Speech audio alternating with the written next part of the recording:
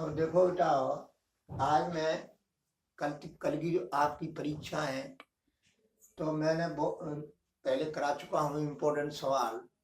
और आज मैं जो है एक एक नंबर के प्रश्न जो आते हैं ऑप्शन टाइप के यानी विकल्प के, उनको मैं आज बता रहा हूँ। और घबराने की कोई जरूरत नहीं है, तुमको आराम से पेपर दीजिए, क्योंकि घबराने से मानसिक संतुलन बिगड़ जाता है। मानसिक संतुलन जब बिगड़ जाएगा तो फिर पेपर हल नहीं होगा। अब समझो, अब मैं बता रहा हूँ यूपी बोर्ड 2025 के परीक्षा ही है कल की।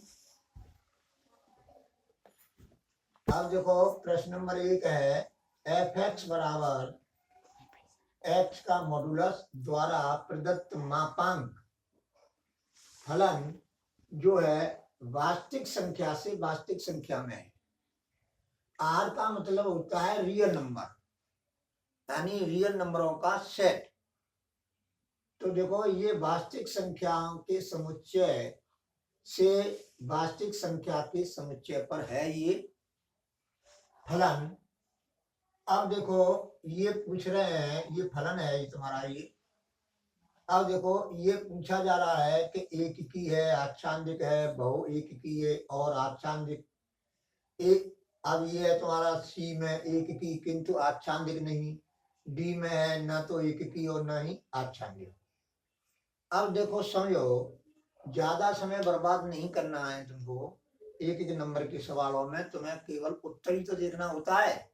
तो मैं बता रहा हूं कि जैसे मान लीजिए ये जो है आर, यानी ये तुम्हारा क्या है प्रांत यानी डोमेन, और ये है तुम्हारा सर बोलते हैं हिंदी में, ये भी आर है। अब देखो जैसे मैं ले लेता हूं एक यानी -1, चलो -1 लो। अब -1 का प्रतिबिंब किस पे पड़ेगा? अब इसमें रखेंगे हम, जब इसमें रखेंगे तो 1 आएगा, क्योंकि -1 का मापांक 1 होता है, तो 1। अब मैं इसका लेता हूं एक प्रांत का एलिमेंट 1 लेता हूं, तो 1 लूंगा तो 1 का प्रतिबिंब कहां पर पड़ेगा? यहाँ x बराबर 1 रख दो, तो x का मापांक जो है 1 ही आएगा, तो इसका भी प्रतिबिंब जो है 1 पर ही पड़ेगा।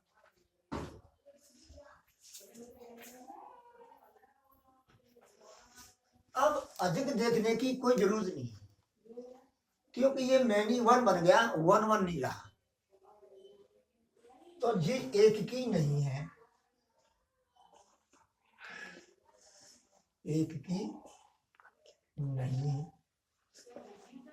अब ऑन टू और जो है इनटू देखेंगे, तो अब देखो कि ये मापांक लगा हुआ है। अब इसके जो मानस में वास्तविक संख्या हो या धन में वास्तविक संख्या हो, तो उनके प्रतिबिंब केवल धनात्मक पर ही पड़ेंगे प्रतिबिंब, ऋण वालों पर नहीं पड़ेंगे। ऋण वाले क्या रह जाएंगे? खाली, तो खाली रह जाएंगे, तो ये कौन सा बन जाएगा? इनटू, यानी no on two, no on two, चाहे मैं बोलो इनटू चाहे मैं बोलो नो, यानी आच्छादिक नहीं। अब इसमें देखो न तो 1 की है और न ही आच्छादिक है, तो ये ऑप्शन क्या हो गया तुम्हारा? सही हो गया, ये ऑप्शन सही। अब देखो प्रश्न नंबर 2। प्रश्न नंबर 2 में लिखा है इंटीग्रेशन cot 6x dx का मान। अब इसका जो है समाकलन करना है cot 6x का x के सापेक्ष। तो हम क्या करते हैं, सूत्र याद होना चाहिए। देखो कॉट एक्स का होता है लॉग साइन एक्स, समाकलन कॉट एक्स का समाकलन होता है लॉग साइन एक्स। अब एक्स की जगह पर क्या है 6x, तो अब क्या करेंगे ये करेंगे लॉग साइन 6x। अब 6x का अवकलन करेंगे, 6x का x के सापेक्ष हम अवकलन करेंगे तो 6 आएगा। तो इसमें हम जो है समाकलन में भाग लगाते हैं, यानी 1/6, या यूं कह लो ये है तुम्हारा बट्टे 6। तो इसका क्या मतलब हुआ, इसका मतलब हुआ 1/6 लॉग साइन 6x। अब इसमें देखो ऑप्शन कौन सा सही है, ये ऑप्शन सही है तुम्हारा, ये ऑप्शन सही है। अब देखो, अब इस पर आ जाओ। जब तुम्हारे प्रिंसिपल वैल्यू पूछी जाती है प्रतिलोम त्रिकोणमितीय फलन में, और एक नंबर का प्रश्न तो 100% आता है, 99 नहीं 100 आएगा। एक नंबर का प्रतिलोम त्रिकोणमितीय फलन में से मुख्य मान पूछने के लिए ये जो है प्रतिलोम त्रिकोणमितीय फलन के चैप्टर का सवाल है, और जो पहली प्रश्नावली का ही सवाल है। आप समझो, अब देखो tan inverse √3 minus sec inverse -2। अब ये प्रिंसिपल वैल्यू निकालना जानते होंगे तो तुम्हारा ऑप्शन मिल जाएगा, अन्यथा की स्थिति में नहीं मिलेगा। अब समझो, अब इसका जो है प्रिंसिपल वैल्यू कितनी होगी, अगर न्याठौरी धन में हो, मुख्य मान कैसे निकालते हैं, अगर tan इनवर्स है, साइन इनवर्स है, कॉट इनवर्स है, कोई भी इनवर्स है त्रिकोणमितीय अनुपात का, उसमें अगर यहाँ माइनस लगा है तो हम सूत्र के माध्यम से, ये सूत्र है साइन इनवर्स -x बराबर minus sine inverse x cos inverse -x equal to pi minus cos inverse x। ये सूत्र तुम्हें याद होंगे। तो अब क्या है कि हम जो है यहाँ माइनस है तो उसको हटाते हैं, और जब जो है 0 और 90 के बीच में जो टेबल बनी हुई है उनमें देखते हैं कि किस कोण का मान है, उसी कोण को लिख देते हैं। अब समझो, अगर धन में है, यहाँ tan इनवर्स कॉस इनवर्स कुछ भी है और आगे धन में है जी मान, तो 0 और 90 के बीच में डायरेक्ट देख लो, वही मुख्य मान होगा। वो तो माइनस वाले केस में करते हैं, माइनस हो सेक इनवर्स -2, जैसे सेक इनवर्स -2, इस तरह से हो माइनस वाले में, पहले उसको हटाओ सूत्र के माध्यम से, और फिर 0 90 के बीच में टेबल देख लो, मान रख दो और उसको हल कर लो, मुख्य मान आ जाएगा। अब देखो, अब यहाँ पर धन में लगा है तो हमें देखना है कि 0 और 90 के बीच में जो कोण है उनमें tan का मान, जो tan में जो होगा मान, वो √3 किस कोण का होगा, किस कोण का होगा, 60 डिग्री का होगा। किसका होगा, 60 डिग्री का। अब उसको हम रेडियन में व्यक्त करें तो π/3 होगा, π/3।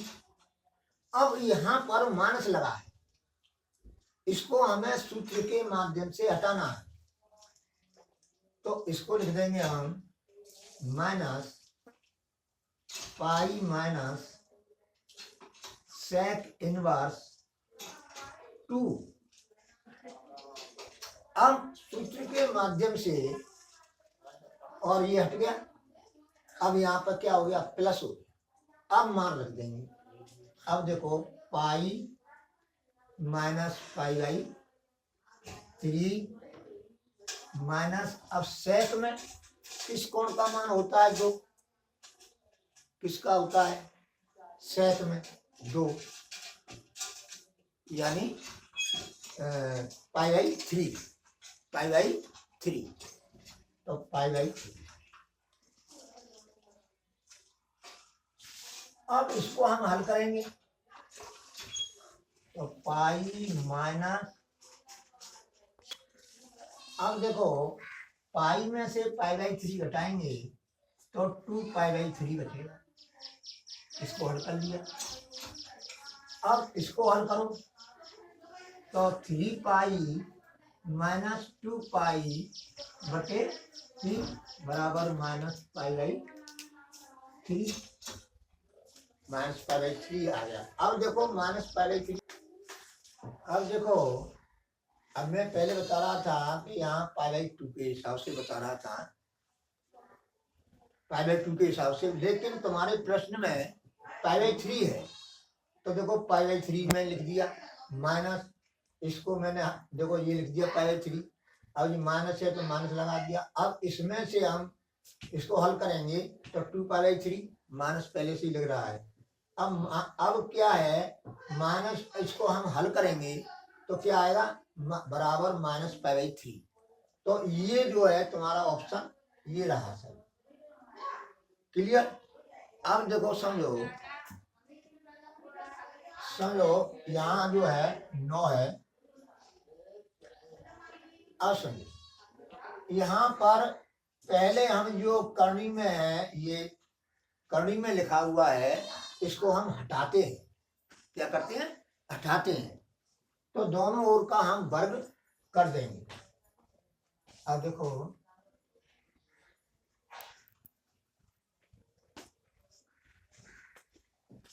अगर कणी का चिन्ह लगा हो तो हम जो है उस कणी चिन्ह को हटाते हैं। अब हमने यहाँ पर दोनों ओर का वर्ग कर दूं तो ये क्या प्राप्त होगा 9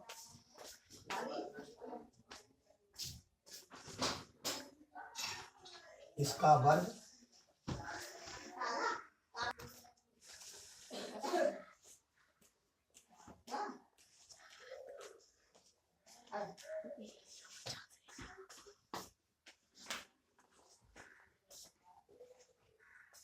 ये प्राप्त हो गया, वर्ग करेंगे दोनों का। अब वो कणी हट गया। अब क्या है कि इसमें जो है देखेंगे ये क्या पूछा है कोट, तो सबसे अधिक बार जो अवकलन हो रहा है, कितनी बार अवकलन हो रहा है सबसे अधिक बार, दोनों ओर देखते हैं समीकरण में, जो अधिक बार होता है वही उस अवकल समीकरण की कोट होती है। तो इसमें सबसे अधिक बार कितनी बार हो रहा है 2 बार हो रहा है, कितनी बार हो रहा है 2 बार, तो इसकी कोट हो गई तुम्हारी 2। अगर 3 हो सबसे बड़ी, देखो कितनी बार अवकलन किया गया है सबसे अधिक, तो सबसे अधिक जय में 2 बार किया गया, ये 2 बार किया गया, इसमें 1 बार किया गया है, तो सबसे अधिक बार किया होता है ये, जैसे 2 बार किया है तो कोट 2, 3 बार किया है तो कोट 3। अब घात क्या है, जो अवकल समीकरण की जो कोट है उस पर कितनी घात चढ़ रही है वो अवकल समीकरण की घात कहलाएगी।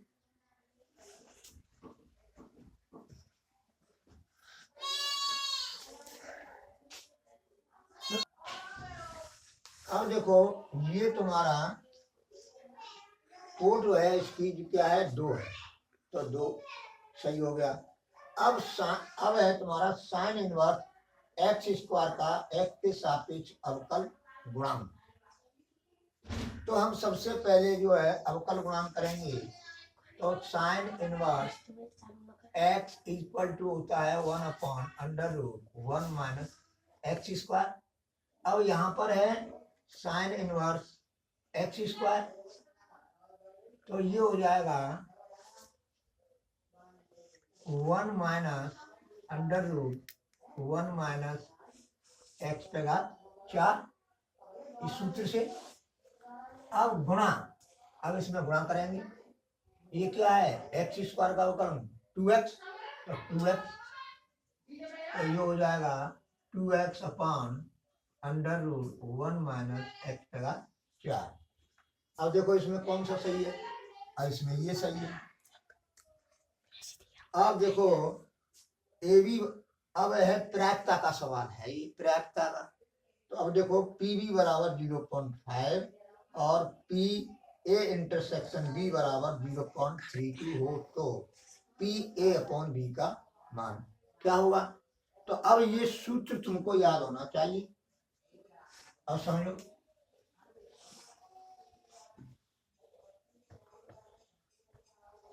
अब देखो ये है तुम्हारा सूत्र होता है P A upon B is equal to P A intersection B upon P. अब ये कुछ एक एक नंबर के सवाल है, सूत्र है याद होगा तो तुरंत हो जाते हैं मान रखने पर। अब देखो पी बी, पहले पी इंटरसेक्शन बी कितना है 0.32, अब पी बी कितना है 0.5,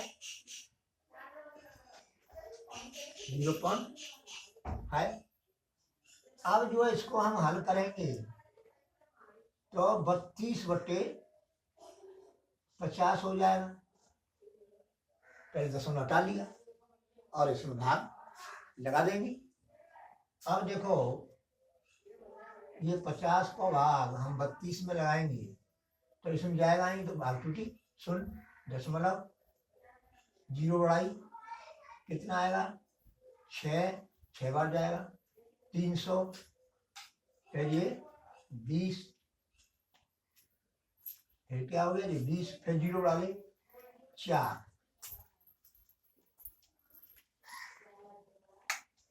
तो 0.64 यानी ये सही है। तो अब समझो इस तरह के मैंने एक एक नंबर के मोस्ट सवाल जो है मैंने जो है बताए हैं एक नंबर के। और देखो अवकल समीकरण की को घात पूछते हैं ना, तो उसमें आता है जैसे log sine x, log cos x. अवकल समीकरण में ये आ जाए तो समझ लो कि ये जो है घात के लिए परिभाषित नहीं है। यही जो है के प्रश्न आएंगे बेटा, और जो है तैयारी करो और मन से पेपर दो, घबराने की कोई जरूरत